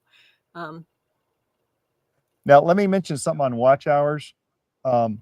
Some of y'all know last year we were trying to get, or this past year we were trying to get Shawnee monetized. We got her monetized, and then everybody focused on my channel, and I went from 3,500 to 4,200 watch hours. And I was told by a very reliable source, and I believe the reliable source. I know the reliable source knows the truth, but the reliable source said that now what's going to happen, this is going to boost your hours, but they're going to back off, and you're going to lose all that headway. Not that you're going to lose monetization, but your watch hours will decrease. Well, let me tell you something. My watch hours haven't decreased. They've continued to go up, not by much, but I think my peak was 4,200 watch hours as we were being monetized. And I just looked either yesterday or day before. I'm at almost 4,600 watch hours for the past 365 days. I don't know what my lifetime is. That would be interesting to find out, Katrina. You've been doing this longer than me, haven't you, Katrina? Yeah. I'm just going to kind of backtrack here because we're getting close to the time of the end of the show, just to kind of let people know some of the things that's going on. Is that what's happening right now, if you were late coming in, is that normally in this time period, Enoch, who is the channel owner, the originator of all of this, he goes on a break for a while now. And so he's taking approximately 6 shows off, meaning 3 weeks in a row, in which normally there is nothing going on in this channel at all.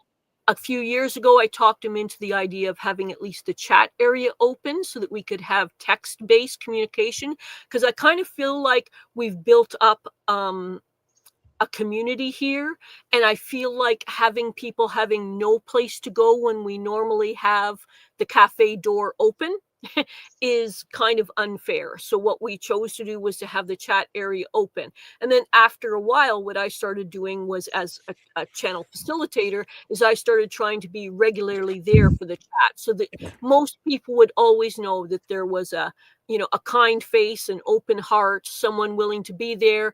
And in these off show times, that any topic was acceptable. Any topic that YouTube wouldn't have trouble with is acceptable. Let's put that proviso, because we're on their medium here.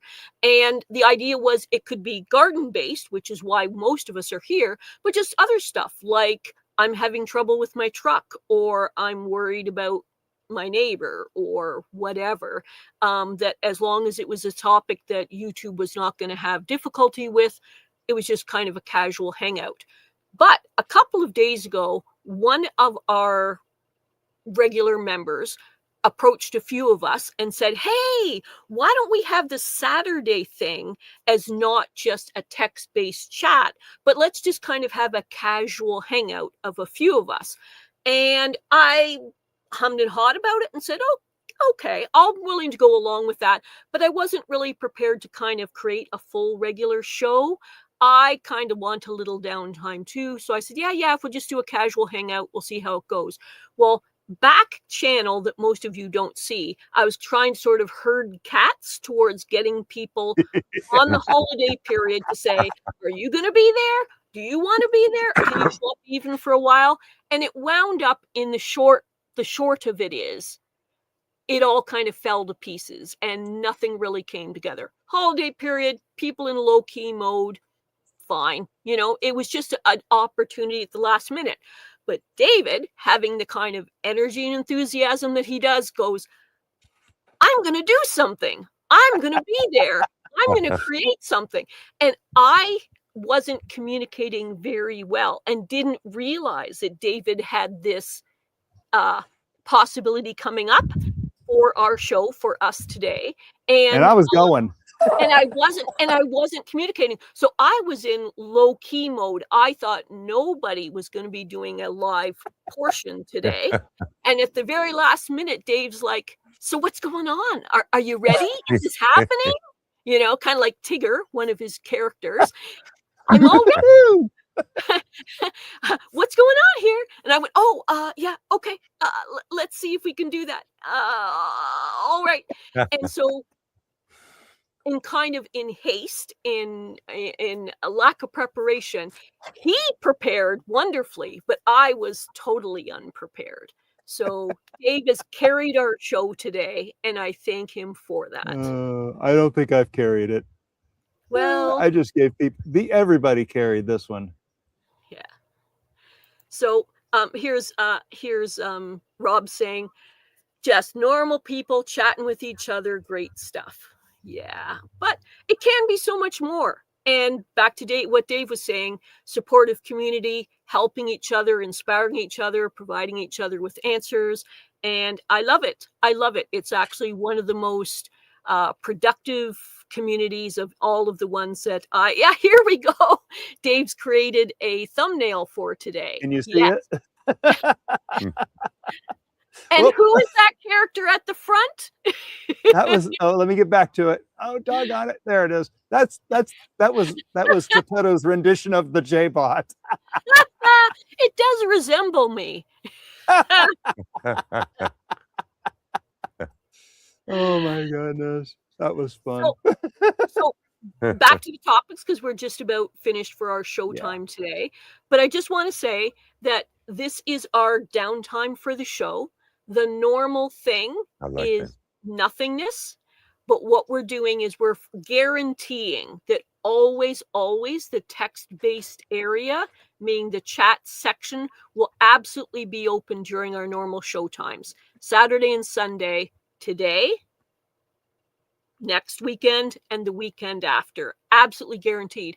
But there's always the possibility that surprise extras might pop up, like Bowtie David and his cousin showing up and deciding to do a little bit more. And I'm not necessarily prepared to do full shows but I am absolutely thrilled with this kind of thing happening. So if anyone else decides they want to try and put out similar kinds of chat energy that's actually a live portion of the show, as long as Enoch doesn't have any objections, we can do that.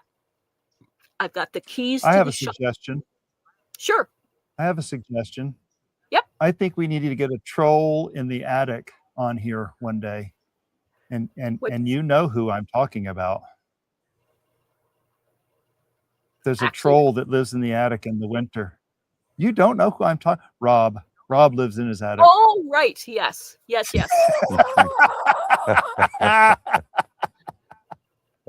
We've been trying to corral him onto the formal community shows a few times, but it never works out. And here, speaking of the troll in the attic, he was doing things with onions as well.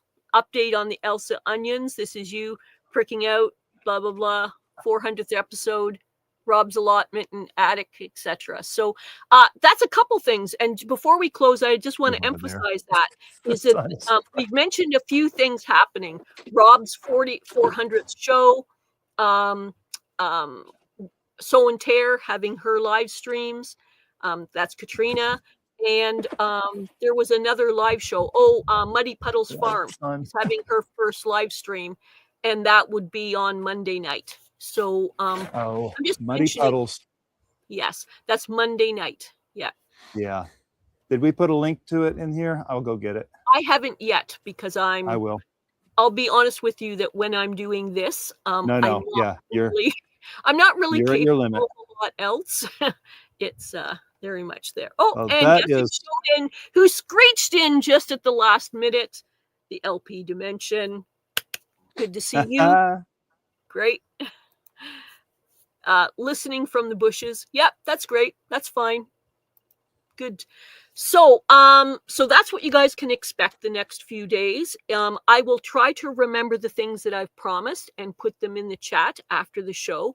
About some of these links and topics that we mentioned today. Normally I'd be doing it during the show so that it wouldn't get lost, but I'll be honest with you, hosting kind of fills what I can. What I'm capable of. So we will absolutely have, and if you go back to Enoch's channel, The Urban Gardener, you will see links to shows for tomorrow, next Saturday and Sunday, and then the following Saturday and Sunday. And we guarantee that the text-based chat area will be open to you. However, if people have energy towards there being some kind of live portion, as long as it's kind of casual and not too challenging for me, I'm absolutely there for it. So we can have other people as guests, or Dave again, or however people want to do it. These sections, because they're informal and not an organized show, possibly will only be up in the archive for a couple of weeks, and then they may be deleted. I don't know. That's Enoch's thing. So I need a copy of this before it gets deleted. Okay. Well, one of the functions that I've heard about that I don't know a lot about is that it's either StreamYard or YouTube now allows for collaborations where it's appearing on YouTube at the same time. That's beyond me exactly how to do it, but that's a new function in the last month or so. So yeah. So anyway, our time is pretty well up for today. I really want to thank Bowtie David for coming up with this at the last minute to hit me. He's already been planning this, and I just wasn't communicating well with him to understand that he was putting out effort to try and entertain us all. And I definitely want to thank him for that. So at the very least, I will see you all in the text-based chat tomorrow. But if I hear from some of you that you would like to have a little bit more going on, an informal show like this again, I'm fine with that. And I will come forward and do that. Okay. Terrific. Thanks to all of you for being here today. Really appreciate you.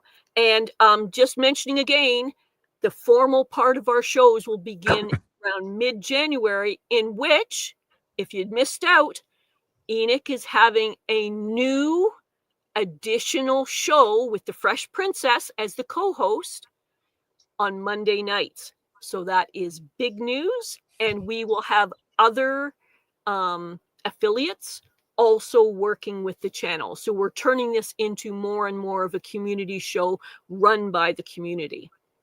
So thank you very much, everybody. Have a great day, and I hope to see you tomorrow. Bye. Bye. Bye.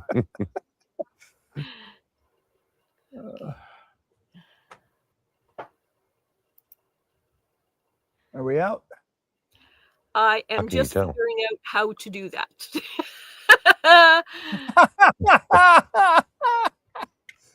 Oh my goodness.